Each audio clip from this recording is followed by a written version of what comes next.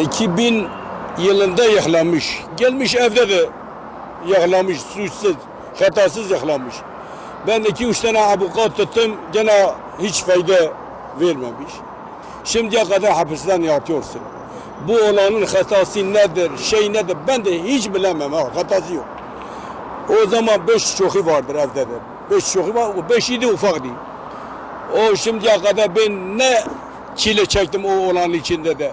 Kiralardan, aylıklardan yatırma para için her şeyi ben izzet etmişim. Ben bu devletten biraz istiyorum.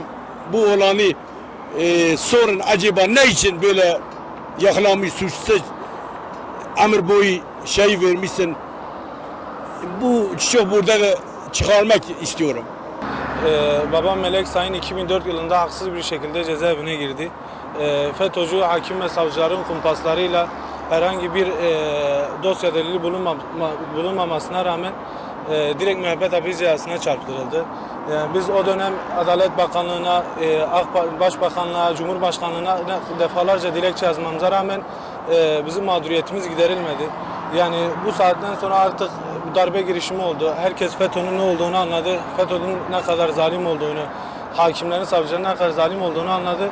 Bundan dolayı da artık adil bir yargılanma istiyoruz. Yani bugüne kadar bu hükümet bunları yapmadıysa bundan sonra artık yapmayacaksa artık Allah'tan biz yapıyoruz. İsmim Sadık Arslan. Ben FETÖ terör örgütünün mağduruyuz. Bizim babamız 17 senedir cezaevindedir. Biz ondan dolayı AK Parti İl Başkanı'nın ziyaretine geldik. Dedik Allah için buna siz de ön el ayak olun. FETÖ terör örgütü kumpası 17 sene önce babamıza bir iftira atarak zindana attı ve bundan dolayı hakimleri, savcılara açık ve bir şekilde şu an terör örgütünden dolayı cezaevlerine atılmasından dolayı hala şu an bizim babamız için bir mağduriyet giderilmemiş. Bundan dolayı biz buradayız. Biz önce af istemiyoruz, yani biz adalet istiyoruz. Biz adil bir yargılama istiyoruz.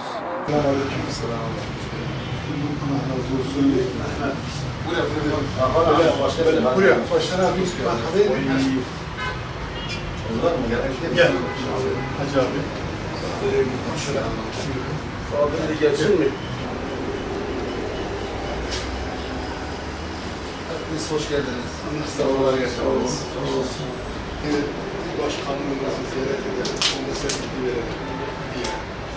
Gerek Hüdapar olarak bize yardımcı olmanız, bu mağdur olan aileleri, yakınlarının dosyalarını tekrar yeniden yargılanmak konusunda mevcut olan hükümete, mevcut olan iktidara sizin vesilenizle, sizin kanalınızla bu dosyaların tekrar açılıp yargılanmasını talep ediyorlar. Halükarda her ortamda bunu dile getiriyoruz.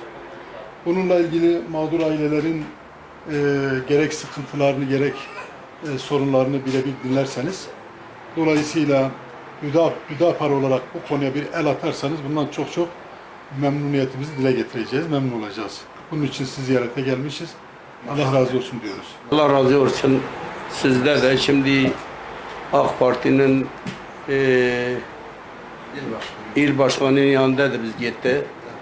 Biz de Allah rızası için sizin yanında da geliyorduk. Bu bizim oğlan var 2000'den eğer FETÖ'nün askerleri, FETÖ'nün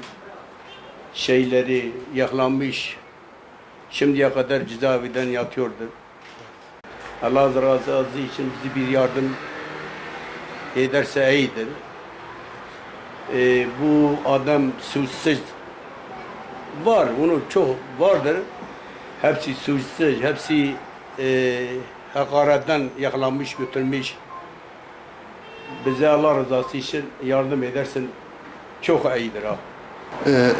Evet, inşallah Rabbim bir an evvel bu Yusufi kardeşlerimizi cezaevinden çıkartır. İnşallah bir an evvel özgürlüklerine kavuşurlar. Şimdi 28 Şubat kararları alındığı zaman 28 Şubat kararlarının 1000 yıl süreceğini söylemişlerdi. Fakat Allah hamdolsun 1000 yıl sürmedi. gayri ekseriyetle hakimiyete uğratıldı. Fakat 28 Şubat'ın soğuğunu hala iliklerine kadar hisseden Müslümanlar vardır. Gerek sizler Yusufi aileleri olarak, gerek zindanda şu anda 500'e yakın Müslüman, İslami davalardan dolayı gerek Fethullahçı, FETÖ'cülerin kumpasları sonucu ceza yemişlerdir, cezaevlerine atılmışlardır. Birçoğunun sahte delillerle, düzmece ifadelerle cezaevlerine atıldıklarını biliyoruz.